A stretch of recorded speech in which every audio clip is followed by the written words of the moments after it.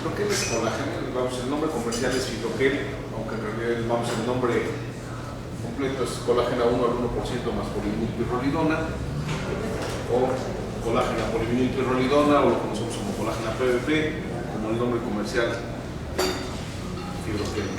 Esto solamente para recordar la estructura tridimensional que tiene esta situación. Recordemos las unidades de tropocolágena, cómo están dispuestas, cómo se va torciendo esa triple hélice de la colágena. Se utiliza la colágena porcina, es la más parecida a la humana, solamente son 3 cambios en la secuencia de 14 aminoácidos, entonces bueno, esto hace que sea altamente compatible, que tenga una antigenicidad baja, no se transmiten enfermedades entre especies, cosa bien interesante. Y bueno, el principal problema de esto era que cuando se quería usar como un medicamento, el proceso de esterilización empezaba a perderse esa estructura que tiene esa colágena, y entonces esto se empezaba a destorcer y se perdían las propiedades que tenía. ¿Qué es lo que sucede? Bueno, la gente de la industria farmacéutica empieza a buscar algo con que adicionarlo, con que hacer lo que estuviera más, que se mantuviera durante ese proceso de esterilización, y entonces se utiliza la PVP o la polivinilpirrolidona. Es un polímero inerte que está a las 24 horas completamente fuera del cuerpo. El 95% se excreta por orina, el 5% restante se elimina por la vía respiratoria. Entonces, bueno, una vez que se hace esa mezcla, ya no se destorcía esa triple hélice, se mantenía esa estructura, y entonces esto ya se podía usar como un medicamento. Pero ¿qué empieza a pasar? Bueno, que cuando se empieza a usar como medicamento, se encuentra que es menos antigénica que colágeno solo. Ya no se comporta igual. Es mucho, pero con mucho más estable que colágeno solo. Por ahí el doctor Edgar Roch hizo un estudio con lotes caducados y encuentra que 7 años después de la fecha de caducidad, que está por normatividad, el producto sigue siendo exactamente igual de estable. Esto habla de la estabilidad de la molécula. Y algo que sí hemos encontrado es que tiene propiedades diferentes como mezcla que como colágeno solo. Ya no tiene las mismas características. Sí, en ese sentido es muy agradable. No, son propiedades diferentes, pero a favor de. Eso es una situación bien interesante. El mecanismo íntimo de siempre es, hay un mecanismo, un paso aquí, en este punto, en una síntesis o en alguna situación, como algunos otros medicamentos, no está bien dilucidado todavía, ¿sí?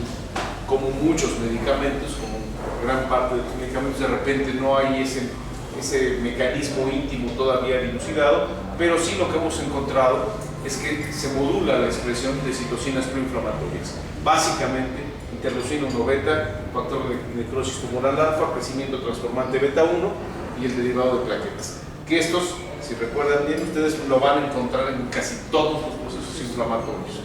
Estos son arroz de todos los moles, de todos los procesos inflamatorios. Entonces va a disminuir actividad de moléculas de adhesión, básicamente de estas 3. También en la matriz extracelular se restablece la síntesis y depósitos de colágeno 1 y 3 y de elastina. En el hueso se incrementa la producción de osteopontina y osteolentina en la reparación de las fracturas. Se estimula la adhesividad y la actividad plaquetaria. Y entonces, bueno, podemos tener en cuenta que son muchos sitios donde está actuando, que no es un solo. Y entonces ya no suena nada descabellado que sí tenga mucho campo de acción en los procesos de reparación de tejidos blandos, en donde se ha estudiado por una gran variedad y con muy buen éxito. La misma situación pasa en el hueso, en donde la etapa de la reparación de las fracturas, recordemos, bueno, la lesión inicial están moduladas por interleucinas, factor de necrosis tumoral, osteopontina, osteolentina, la misma colágena está involucrada, factores angiogénicos, sí, van a estar involucrados, y entonces ya no suena tan descabellado, oye, si hacía alguna modulación de estos, entonces que tenga alguna modulación sobre el proceso de consolidación que sí tiene. Entonces, hasta aquí decíamos que disminuye la inflamación, pero sin modificar el recambio de la matriz extracelular. Y entonces, sí, cómo no, nos consiguió los datos la gente del Laboratorio de Tejido Conectivo del Instituto de Investigación Médica Básica de la UNAM, que eran quienes estaban trabajando con esto, Edgar Roch, Agua, el doctor Rino Díaz de León, y entonces estuvimos platicando con ellos, vimos qué expectativas había, qué cosas había. Ellos tenían un trabajo en ratas, en donde hacían un trépano al grano de la rata, le ponían fibroquel y el trépano consolidaba en la mitad del tiempo. Entonces nosotros dijimos, bueno, pero es el hueso plano. El hueso plano consolida diferente, el hueso largo. Dice, bueno, pues ustedes saben, tú y ustedes saben del hueso largo, mis compañeros, pues hagamos un trabajo en hueso largo. Y eso fue lo que hicimos. Así fue como conocimos fibroquel. ¿Qué teníamos en ese entonces? Sustitutos mineralizados, hidroxiapatita, que pocos pacientes podían pagar, $50 el gramo de la cubana y $100 el gramo de la estadounidense. Hueso desproteinado, que difícilmente teníamos acceso. Componentes de matriz extracelular que sabíamos que existían, pero no estaban ni siquiera en ese entonces disponibles en el mercado de México. Y ahora, colágeno PVP, resultamos con una evolución. ¿Qué fue lo que hicimos? Bueno, les decía, hacer este trabajo en ratas, en donde les hicimos una osteotomía, el tercio medio del brazo transverso, en el fémur, le pusimos un clavito, y les pusimos 0.2 mililitros el día de la cirugía, al siguiente y a los 10 días, para equipararlo más o menos con las etapas de reparación de las fracturas de los humanos. ¿Qué nos pasó aquí? Esto sí quiero que les quede muy claro. No era algo que esperábamos, no lo buscamos eso, no era algo que se hubiera presentado. El primer día operamos 25 ratas y como decía nuestro trabajo había que ponerles al siguiente día 0.2, al siguiente día conforme les empezamos a poner 0.2 mililitros, las ratas empezaban así tal cual. La misma cara de sorpresa que pusieron ustedes, imagínense la de nosotros. Tal cual se los poníamos y se empezaban a morir las ratas.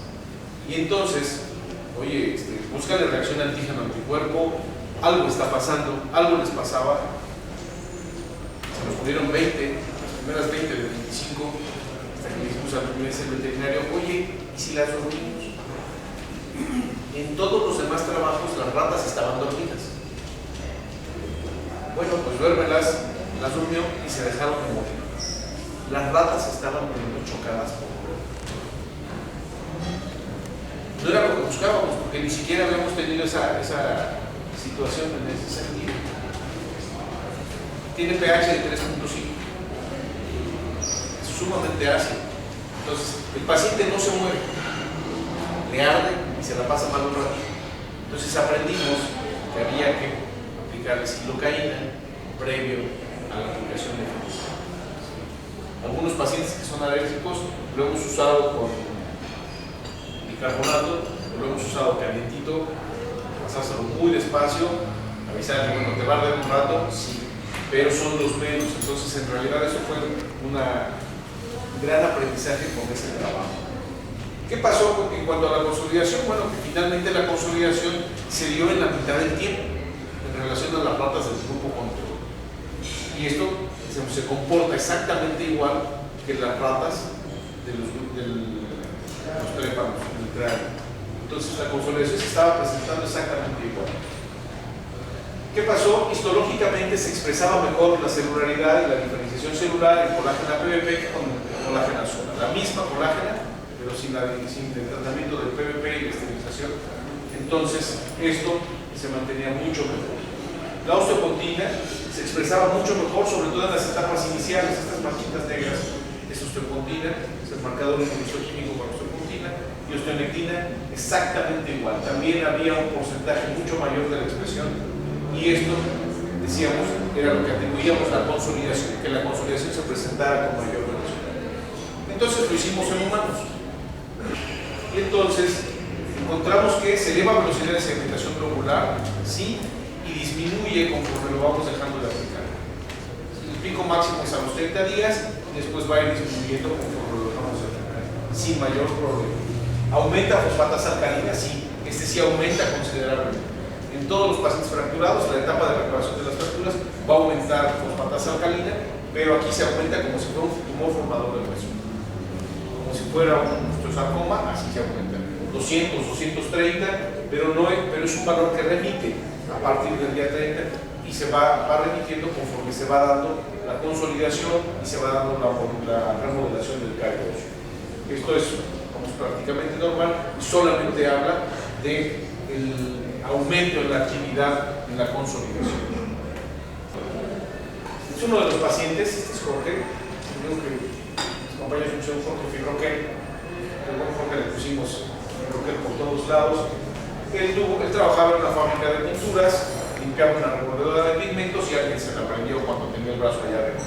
Entonces Jorge llegó al hospital con una fractura expuesta de radio cúbito, se trató con fijación externa y bueno, toda esta zona que vean ustedes aquí, toda esta zona de piel, una zona de piel sumamente lesionada que se hizo una escara. El cirujano plástico nos dice, oye, si le vas a poner algo, pónselo y luego vemos qué hacemos con la piel.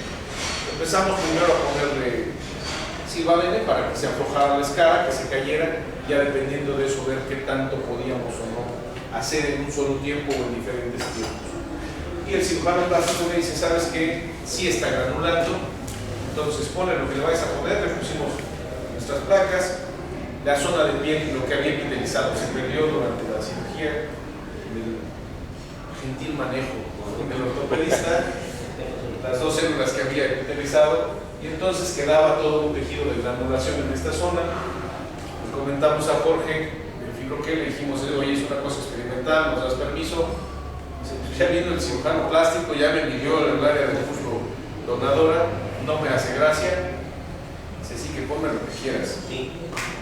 A sugerencia del cirujano plástico hicimos una cuadrícula con una aguja, una punta de la aguja hicimos ahí una cuadrícula para que sangrara ese tejido de granulación, le aplicamos Fibroquel, aprendimos que también había que ponerle Fibroquel y después les poner los injertos. Lo que sí he encontrado es que injerto que pongo en una zona previamente trabajada con Fibroquel, todos pegan.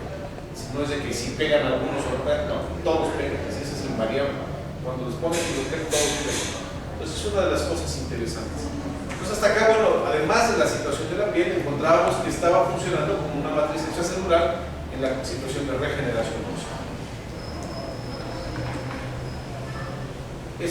Vamos, también Jorge tuvo una fractura de húmero, esa no perdimos todas las radiografías, solamente el dato aquí, Jorge se trató con fijación externa en el húmero durante 8 meses, 7 meses la radiografía estaba exactamente igual y después le pusimos Fibroquel en el foco de fractura y consolidó en un mes lo que no había consolidado en 7.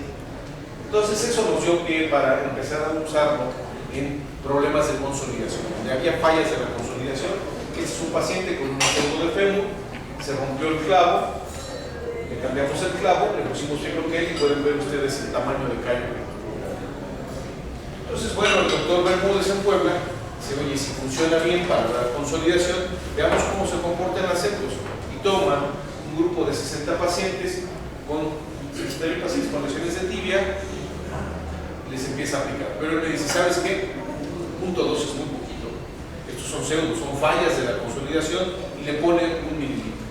Les empieza a poner 1 mililitro intralesional durante 6 semanas y son placebo, que es solución fisiológica, con otros pacientes. ¿Qué encuentra? Bueno, que los pacientes del grupo tratado empiezan a consolidar en diferentes formas. Algunos solamente 9 se mantienen sin consolidar a las 6 semanas, pero 52% consolidaron una consolidación grado 3 y 39% consolidación grado 2, mientras que todos los del grupo control seguían sin consolidar.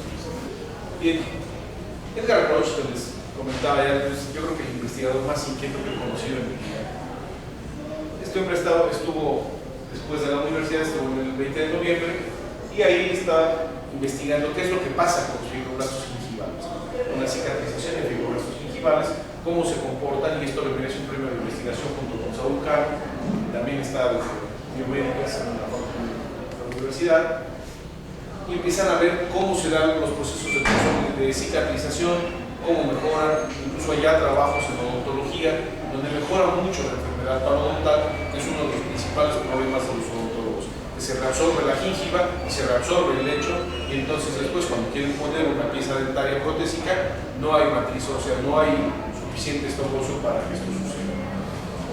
Y la doctora Furusawa, que es la otra investigadora, bueno, ya se va al Instituto Nacional de Nutrición y ahí empieza a encontrar, sigue igual que Edgar haciendo cultivos celulares, empieza a hacer cultivos celulares de sinovial y encuentra que sí hay una modulación de la expresión de citocinas proinflamatorias en la sinovial, y entonces modulando esa inflamación en el paciente artrítico se modula la muerte del cartílago.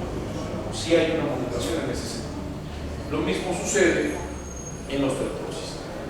¿Qué es lo que pasa con la osteoartrosis? Veíamos ya algunas cosas del cartílago.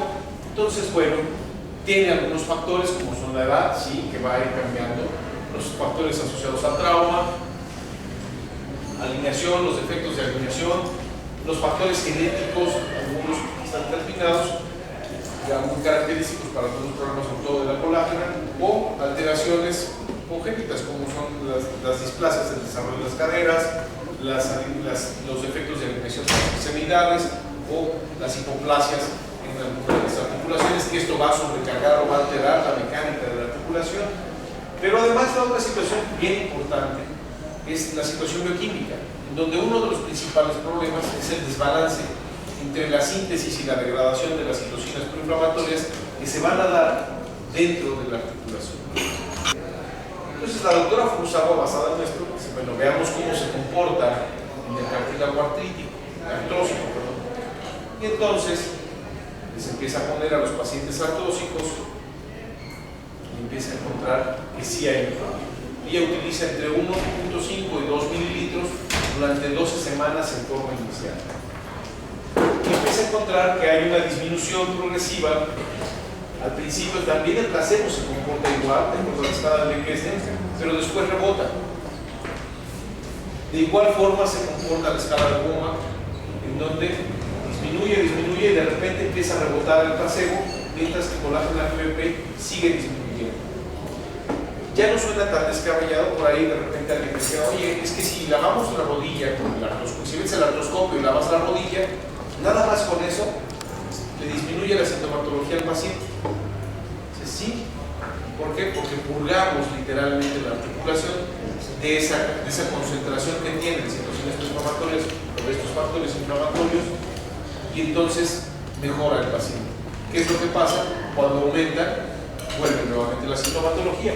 Y entonces exactamente se comporta igual esto. Tanto la escala de Bowman como la Kessler, conforme vamos aplicando placebos, oye, es que se comporta igual. Sí, lo dejamos de aplicar y después empieza a rebotar. ¿Por qué? Porque empieza a aumentar nuevamente la concentración de sus factores sin mayor problema. ¿Qué es lo que hemos hecho? Usamos isodine. Normalmente ahora cuando los pacientes que son alérgicos podemos usar alguna de estas sustancias cloradas para hacer la antisepsia. Ya no toco, ya no meto los dedos. Y lateralizamos un poco la patela precisamente para que se abra el receso lateral. Abriéndose el receso lateral es muy fácil, sobre todo si el paciente tiene un gran volumen de la rodilla. Y hacemos aplicación de gilocaína.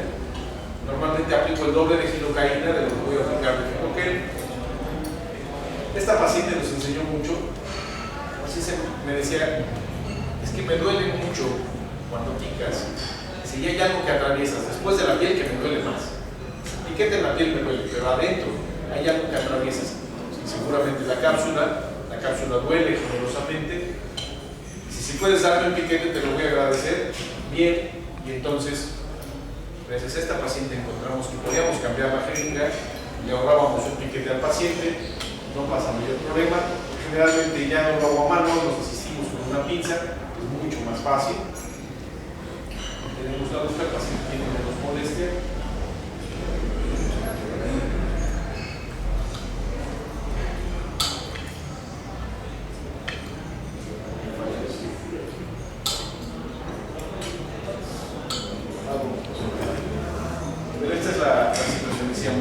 Siempre corroboramos que estemos dentro de la articulación, que nos dé un poco de líquido, si pasamos ese aspirado, y después vamos ya cambiando. ¿Qué vías de aplicación hemos tenido? Vamos todas estas, excepto la vía intravenosa, porque vamos a producir una esclerosis sumamente ácido, el tiene pH de 3.5, entonces no hay mayor problema con eso. Intralesional, sí, en las zonas de fractura hemos puesto el en la zona de la fractura sin mayor problema. Lo que antes se decía, no es que se vuelve la fractura expuesta y entonces se va a infectar y no va a consolidar. tenido mayor problema. Tenemos un protocolo del instituto. Los pacientes con fracturas de muñeca les ponemos gilocaína en el foco de fractura, los manipulamos, el paciente tiene menos dolor, la manipulación es mucho más fácil y no hemos tenido hasta ahora procesos infecciosos. Entonces, en ese sentido, yo creo que mientras usamos un buen antiséptico, no tendremos mayor problema. En lesiones musculares lo hemos usado también, en donde está involucrada precisamente la cicatrización en atletas de alto rendimiento. Es un futbolista, vamos con una lesión muscular, hay un trabajo interesante donde se le liga la ilíaca primitiva a la rata, se deja isquémica la zona del muslo, se pone una sonda de Silastic y se está aplicando fibrogel y después se hace una gamografía y se observa que si hay una neoformación vascular justo hacia la zona que fue infiltrada, estaba previamente isquémica. Si lo cambiamos nada más el tamaño de la aguja dependiendo de la profundidad a la que queremos llegar, cuando lo queremos usar por ejemplo para pseudoartrosis de fémur, usamos agujas espinales para poder llegar con facilidad. En pacientes artríticos, Janet Gustavo empezaba a usar, les decía, para ver cómo se comportaba el cartílago, cómo se comportaba la sinovial, y encontramos que el paciente artrítico le funciona mejor si se lo aplicamos intramuscular que si se lo aplicamos intraarticular. No así el paciente artósico.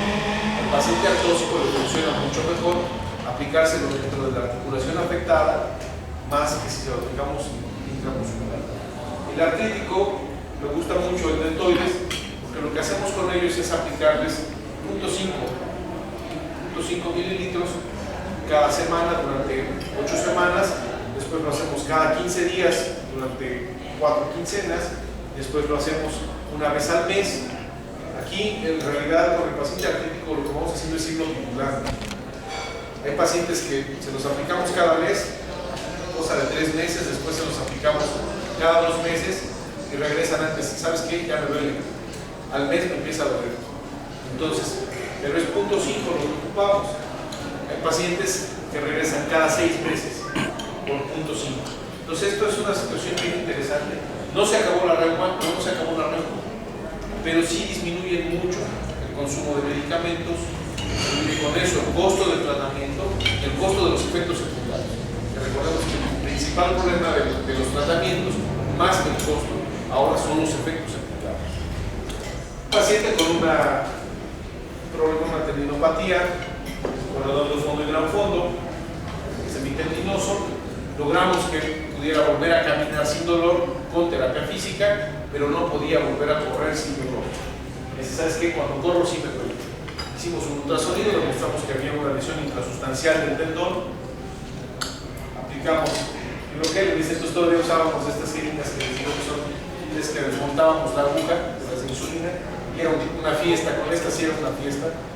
¿Por qué? Porque al cargarlo se metía mucho aire y había que estar repurgando, era un verdadero relajo. Entonces ya por eso usamos las que tienen la aguja controlada. Digo, solamente cambiamos el tipo de jeringa o vamos la aguja por la distancia a la que queremos aplicar. Hicimos 3 aplicaciones de 0.2 y el paciente volvió a correr sin mayor problema. Uno de los trucos que uso ya es ponerles la gilocaína. Y cuando voy a poner el fibrogel, lo que hago es mover la aguja. Pongo la jeringa, entonces le digo, ¿sientes la aguja? Si me dice que la siente, ya sé que estoy en donde no lo infiltré y le va a arder generosamente. Si me dice, no la siento, ya sé que estoy donde ya le infiltré gilocaína y no tengo problema. ¿Por qué no la mezclo? No le pasa nada. Físicamente no le pasa nada, no hay ningún cambio, químicamente tampoco. Sin embargo, es una situación de percepción, pero que coincide. Ya les cruza guay con el approach. Pareciera como si el efecto fuera menor. No tengo una forma de medirlo, pero a los pacientes que les he puesto la misma jeringa, parece como que el efecto fuera menor. Son los pacientes que hemos necesitado ponerles más. Entonces, por eso cambiamos a ponerlo en jeringas separadas. Bien, entre otras cosas, bueno, pues el approach que les digo que es sumamente importante. Él empieza a ver que en las úlceras del decúbito hay una gran expresión de interleucina 1 beta y de factor de necrosis tumoral. Otra vez estos dos están metidos ahí y con una gran expresión. Y entonces él empieza a tratar precisamente las úlceras del decúbito con una esponja de fibrogel en una zona y en otra zona empieza a ponerles pasta de lasa y encuentra que mejoran en un 50% más rápido que las tratadas con pasta de lasa. También el doctor Hugo Mendieta empieza a hacer exactamente lo mismo y tienen esta situación. Hay cosas que no hace, sí hay cosas que no hace. Debemos ser honestos. Dicen mis compañeros, es que quita hasta lo feo, no quita lo feo. Tiene límites. Los cirujanos ortopedistas acostumbramos a hacer cálculos preparatorios para calcular tamaños, para calcular opciones de tratamiento. Cuando no hacemos estas cosas, seguro que nos va a fallar. Cuando hacemos, pues a ver, a mí se me ocurre como que le pongo esto y empezamos a hacer alucinaciones, entonces nos pasan cosas de este tipo. Alguien de los compañeros de repente me llevó esta radiografía y me dice, oye, ¿podrás servir fibroquel? Pero no, ustedes, no sé si alguno de ustedes es ortopedista, pero créanme que eso es realmente difícil. Es sumamente fácil ponerle la clavícula, la placa por arriba, ponérsela por adelante, todavía es un poco más osado, pero por debajo de la clavícula, eso de verdad está difícil. Recuerden que aquí viene el paquete, no sé cómo le hicieron y qué valor ponerle ahí junto a la subclavia, estarse metiendo, pero le pone 2 tornillos de un solo lado. Y esto obviamente que iba a fallar más en un paciente con síndrome de Down que no te opera para hacerte caso. Pues, esto no lo soluciona el fibroquel. Esto hay que operarlo, poner una placa por arriba, por lo menos 3 tornillos por cada lado, y yo creo que a lo mejor nos irá un poco mejor. Este otro paciente es un chico, espero que viva todavía, es un chico metodista, esos que se meten en todo, ya que se sentía bastante mal en el antro, se metió un pericazo, se iba a otro antro y así, hasta que le amaneció. Se queda dormido en la banqueta con las patitas hacia la calle, pasa el camión de la basura, le plancha las dos, alguien le hace una fasciotomía por anterior porque dice, tiene un síndrome compartimental, yo nunca había visto una fasciotomía por anterior, normalmente las usamos por lateral o por medial, o las dos, pero nunca por anterior. Le hace la fasciotomía y después, como se ve muy mal, lo cierran. Entonces no sirve para que la fasciotomía, normalmente las dejamos abiertas. Bueno, nos llegó así, nos decían que si le serviría fibroquel para restaurar esa zona de piel, lo amputamos y le quedó muy bien el fibroquel para la cicatriz de la amputación. De repente, los cirujanos andamos haciendo cosas de estas que es, no, sí, que nos quede súper bien la placa, sí, pero este cirujano peló infamemente el hueso y aquí está ligada las perforantes. Pues cuando hemos dejado isquémico el hueso es un árbol que tiene sus raíces en el tejido blando. Exactamente, si nosotros le cortamos las raíces al árbol, el árbol se va a morir, el hueso se va a morir, nunca va a pegar, nunca va a mejorar si nosotros hemos atentado contra la biología del hueso. Y aquí le pongamos lo que le pongamos, ya que se fibroquel, plasma rico en plaquetas, lo que quiera, no va a consolidar. ¿Por qué? Porque hemos agredido en forma muy severa la biología del hueso. Entonces, ¿qué hemos estado haciendo? Hacer aplicaciones de 0.2 mililitros por cada 5 centímetros de tejido lesionado. Aplicamos, les digo, gilocaína al 2%, es lo que más usamos. En general uso gilocaína simple, sobre todo en pacientes mayores. Recuerden que la gran mayoría de los pacientes mayores van a ser por lo menos hipertensos, si no es que cardiópatas. Entonces en ellos prefiero usar gilocaína simple. Las mismas salvedades, sin dedos, nariz, oreja, pene, usamos gilocaína simple siempre. Podemos utilizar hasta 1.5 o más en lesiones de 10 centímetros o más. Ya cuando son lesiones grandes preferimos hacer aplicaciones equidistantes, no hacerlas en un solo sitio. No tienen que ser ya directamente en la zona de la lesión, lo podemos hacer en los bordes, en piel sana, y esto es bastante adecuado. Aplicaciones semanales durante 3 meses o más, no tienen ningún problema. En cirugía plástica, bueno, hemos tenido todas estas aplicaciones. Una de las cosas que nos gusta mucho a nosotros ahora son las áreas donadoras de injerto, donde, bueno, el paciente muchas veces, es triste, pero estamos mal influenciados. Los pacientes nos damos cuenta que hicimos 1000 cosas en el hueso, le hicimos 1000 cosas para que pueda mover la articulación, en el músculo, y el paciente está preocupado porque, oye, es que me va a quedar fea la cicatriz y me voy a poner en mi falda. Si me pueden ajustar. Si no, nomás las mujeres, se crean que los hombres también ya están así de valorosos. Entonces, bueno, esto es un problema al que nos enfrentamos, y esa área donadora de injerto nos puede funcionar muy bien las esponjas. En ese sentido. En angiología, las úlceras varicosas también al principio las poníamos dentro de las úlceras y es un martirio porque empieza a sangrar y se vuelve un relajo esto.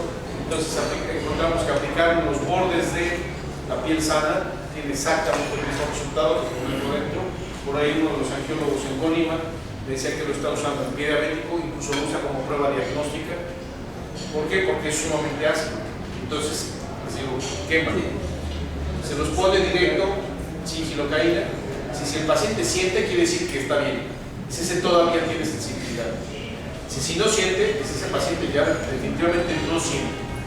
Entonces, y él lo ha estado aplicando en este sentido, lo pone por goteo, claro, con todo el tratamiento con antibióticos, en fin, por toda la situación que conlleva, y ha tenido mejores resultados con fibroquel, incluso que con cámara hiperbárica. La cosa de la ortopedia, bueno, lo usamos en defectos óseos. Me gustan más las esponjas, ahí no sirve como un relleno, sino por la concentración que podemos lograr. Se ha mezclado con injertos óseos, autólogos, bovinos, de cadáver, sin mayor problema. Normalmente usamos para fracturas de 1 a 1.5 durante las primeras 8 semanas. Ahora hemos usado un esquema más corto de 4 semanas con muy buen resultado. En pseudoartrosis lo podemos llevar 10 o 12 semanas sin mayor problema. Y lo que estamos usando ahora en nuestra artrosis. La doctora Furusawa hace su trabajo, como recuerdan que dijimos, en 12 semanas. Y después lo empieza a reportar para ver con cuántas semanas tenía el mismo efecto que a las 12 semanas. Y encuentra que cerca del 90% de los pacientes tienen el mismo efecto a las 6 semanas. Entonces lo recorta a 6 semanas y lo recorta de 1 a 1.5 mililitros. Y es lo que estamos usando. Normalmente usamos 1 mililitro intraarticular durante 6 semanas. ¿Qué nos ha pasado con esto? Hemos encontrado que algunos pacientes, afortunadamente no todos, no la gran mayoría, son los menos, pero algunos pacientes van a hacer una sinovitis reactiva por el pH. Nada más por el puro pH. La rodilla el otro día está como melón, el paciente espantadísimo. Oye doctor, es que me duele mucho y se me hinchó la rodilla. Y ahora me duele peor. ¿Cómo hemos contrarrestado esto? Antiinflamatorio desde antes de. Hoy te voy a poner, bien, ¿tomaste el antiinflamatorio? Si no, tómatelo hoy. Hemos usado Celecoxib, hemos usado Diloxicam, Meloxicam, cualquier antiinflamatorio, nos ha funcionado bastante bien. Entonces esto es lo que hemos estado usando. ¿Qué más usamos? Usamos calorcito para que disminuya la molestia, y cuando eso no sucede con estos pacientes, lo que hacemos es espaciar las aplicaciones a cada 15 días. Y lo que hacemos es aplicar el doble de la dosis en cada aplicación, para que el paciente tenga la misma cantidad de medicamento con diferentes tiempos. ¿Qué nos ha pasado? Les digo que nos han pasado una serie de cosas aquí interesantes. En ocasiones, la rodilla que se hincha, porque no se deshinchan las dos. No es así de que le aplicamos a las dos rodillas y las dos se les van a hinchar. No, a veces le aplicamos a las dos y se les hincha nada más una. La rodilla que más se inflama es la rodilla que más rápido responde. Eso sí hemos encontrado, y ahí sí no tengo una respuesta por acá. Pero la rodilla que se les pone como melón, una vez que baja la inflamación, que baja la molestia, es la rodilla que mejor evolución tiene.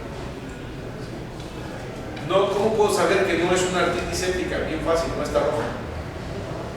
Está aumentada, está dolorosa, pero el paciente ni tiene fiebre ni tiene leucocitosis. Y la rodilla no está roja. Eso es un dato bien importante. ¿Por qué se los menciono? Porque se puede confundir con una artritis séptica.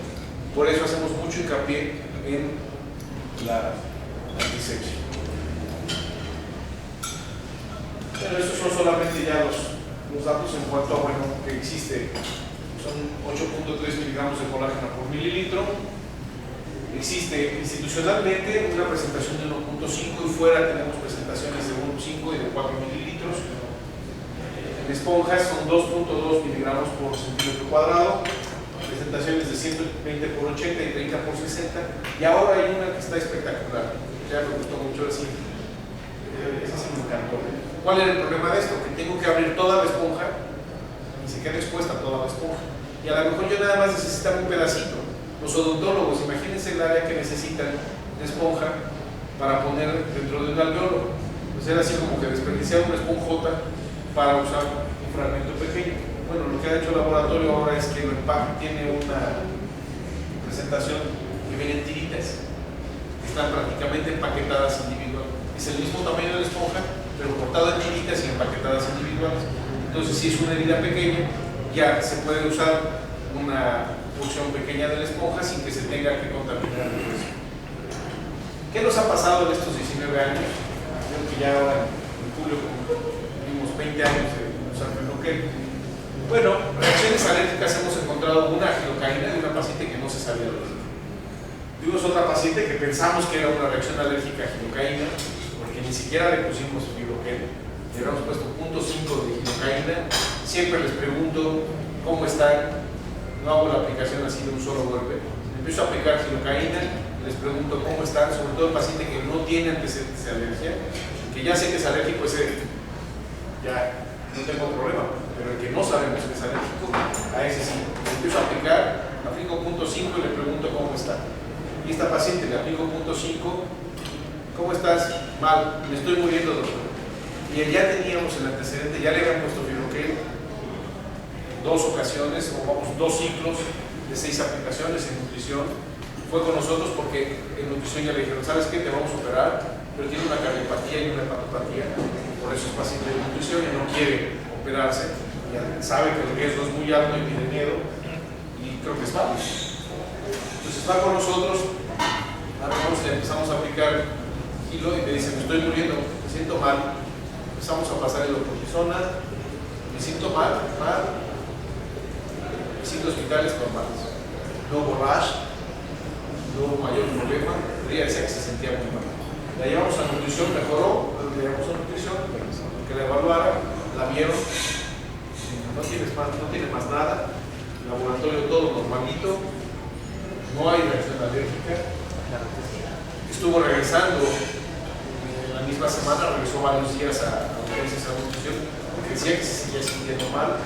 La mandan, no le encuentran nada, la mandan a psiquiatría y el psiquiatra encuentra que es una psicosis postraumática por el piquete.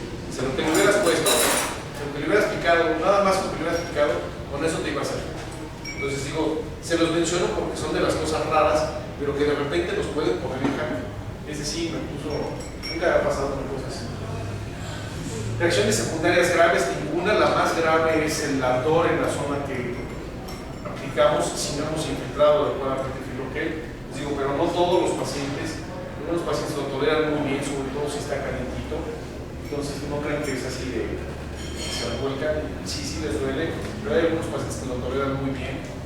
Una de las anécdotas así muy famosas, el doctor Jesús Solís, anteriormente el laboratorio contrató a unos distribuidores y fueron y le presentaron el producto así como la maravilla, pero sin decirle qué pasaba esto de la acidez. Y Jesús Solís se le pone, dice, sirve para las queloides. Su esposa tiene una tiroidectomía y una queloide de la tiroidectomía, se lo puso bien, sin problema, mejoró mucho. Cuando se lo intenta poner a un paciente, pues el paciente pega gritos y regresa con su mujer y dice, oye, ¿no te dolía? Pero yo pensé que así era. La mujer se aguantó. Entonces les digo, no todos los pacientes se ponen tan mal. Y una de las enormes ventajas de esto es que tiene efecto sistémico independientemente de la vía de administración. Esa es una situación espectacular. Es una de las situaciones que más me gusta al paciente. ¿Por qué? Porque si se lo ponemos en el hombro, si se lo pongo para la fractura, para lo que se lo ponga, una de las cosas que más me tardé en usarlo fue en cirugía de columna, porque ahí, bueno, el problema es si en el músculo, en el hueso produce una irritación, donde produce una irritación en la raíz nerviosa, si esto me va a llevar a una complicación donde se vea una radiculitis química por el pH, no va a ser nada agradable para el paciente. Entonces lo que usamos fue ponerlo encima del injerto graso que ponemos para cubrir cuando hacemos ampliaciones de canal lumbar. Le aplicamos al paciente precisamente para tratar de evitar la fibrosis postquirúrgica en un paciente con antecedente de queloides. La señora regresa, le pusimos 6 semanas, dijo que se comportaba muy bien, y a las 10 semanas regresa y dice, doctor, vengo a que me pongas Fibroquel. pero ya acabamos. No, pero es que se me están poniendo re bien las arrugas. Sí, la piel responde muy fácil, la piel responde espectacular. La piel en la segunda o tercera aplicación empieza a responder. La piel se pone sumamente suave y esta es prueba del efecto sistémico. Entonces por eso les digo, al paciente artrítico le funciona muy bien intramuscular, no así al paciente artrósico. Al paciente artrósico sí lo ponemos, sobre todo en rodilla y en cadera, sí lo ponemos intramuscular. Bien, pues hasta acá, muchísimas gracias.